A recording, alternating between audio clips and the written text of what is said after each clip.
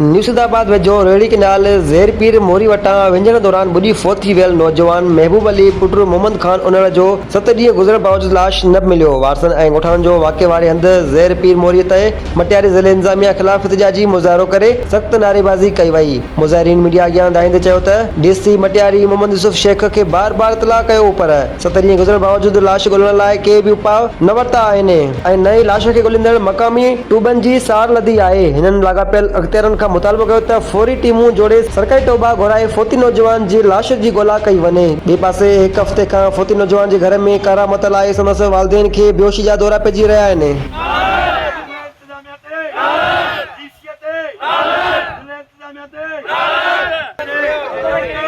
लाश जी गोला में मदद कई